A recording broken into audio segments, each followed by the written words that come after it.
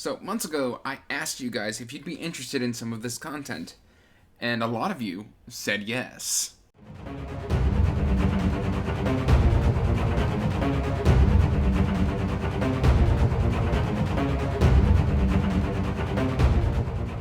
Hey everyone, welcome back to Andrew's Wizard that Reads, and as always guys, I am Andrew, and today we are here to talk a little Berserk. But before we get into that, please like this video and subscribe to the channel, as it does help the channel grow, and check out the description box down below for the links to all of my social media links to my Pango books, information about my Patreon if you want to help support what I do here, and all of that general nonsense.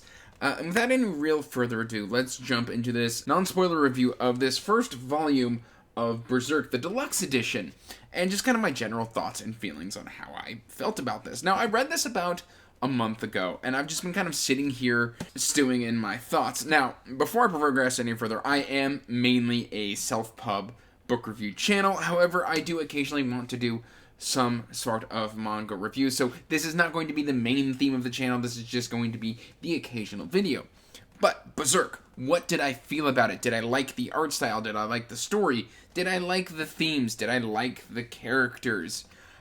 Overall, almost mostly yes. I did have a problem in the beginning of the story, which I think I was told to expect. And the problem is essentially, Guts is a jerk. He starts out in this story as just this very braggadocio, very macho, just like, if you can't defend yourself, you don't really deserve to live style of character. And over time, you get to kind of understand that there is a lot of damage to Guts. Specifically, and I think we're going to start exploring this, because at the end of this volume, we start getting into the Golden Arc, which I've heard is some of the best storytelling in all of storytelling, which I'm very excited to get into. But basically, we just kind of meet Guts as he is engaging in intercourse with a demon, and then, like, the demon's like, I got you, and he's like, no, I've got you, and it's just like, it's just that kind of story. It's very weird, because, like, knowing myself, I'm not huge into the whole grimdark thing, and then to be presented with a style of artwork, like arrows bisecting people's eyes, he carries around basically this giant buster sword, which is just this slab of iron that he can use to just cut people in half. Like, Guts is strong, he's powerful, and he's basically, his whole superpower, as far as I can tell so far in the story, is just pure determination, which I think is really cool. And then, like, he meets this little pixie character named Micha, I think is how it's pronounced. Micha's this tiny little fairy, an androgynous fairy, as it is portrayed in the artwork, and trust me, if it was male or female, the art will let you know. This is very graphic, but I'm okay with the graphicness and the just kind of macho aesthetic that the series has so far, because as time progresses, like I said earlier, we do get to start diving deep into Guts's kind of inner workings, and we start to, like, there's some betrayal, there's some childhood trauma, there's a lot to get into. From his origin stories, which is just super messed up. And I think that's a theme that is just going to continue throughout this series. And then that's kind of paired with Micha's just determination to not let, like, she can tell there's something to Guts. He or she.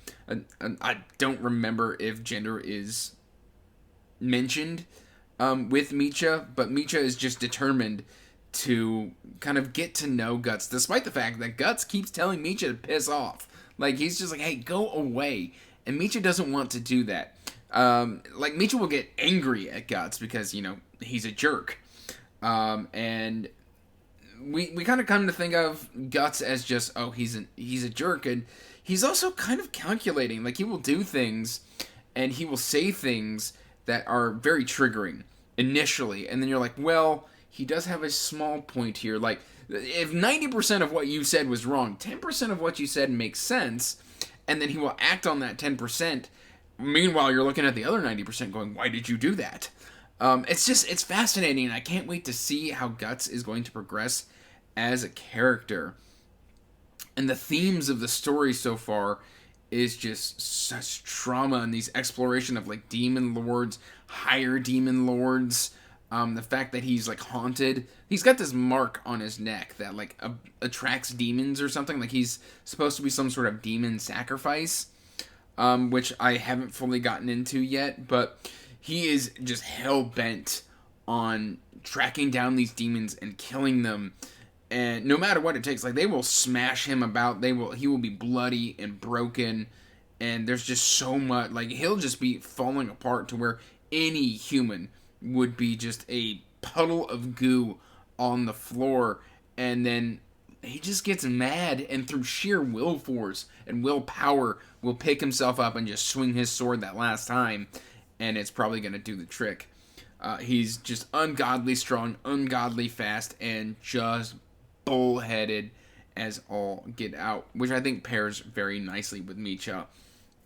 I'm excited to see where the story progresses, because we kind of start where like he's on this revenge quest, and then by the end of this volume, Guts is more interested, or we're starting to go back to Guts' origins to kind of see what the damage is. Like we start from infancy all the way to where like how he joins this mercenary group and he's got to fight for his bread, and there's just a bunch of stuff that we're going to explore with Guts' character that I'm very excited to get into. I don't want to show a lot of like character art because I just don't want to get a copyright strike on my channel. I've had copyright strikes before, just using music. So we're going to keep this kind of an art-free review. But I think the art style that we have here in Berserk is very interesting. It's very gory, it's very graphic, it's very adult. But at the same time, like, Guts himself looks like a pretty normal human being. It's only the monsters that have, like, weird proportions, mainly because they're demonic. They've been, like, possessed and things of that nature. It's very, like, they're the exaggerated characters, and I think that's very cool to have this normal-sized individual who's covered in scars and damage, going up against these monsters, again, with just nothing but a big sword and some determination. It's very fascinating. We're still very early days here. I do intend to get to the second volume within the next couple months, but it's not slated to be read immediately after. But I do want to dive further into that golden arc. Let me know when I should continue, if it should be immediately, should I let myself sit with the events of the first collection. Please let me know in the comments down below. That is my initial thoughts, though, for you for Berserk Volume 1. I tried to keep this mostly vague. We did get into some backstory stuff.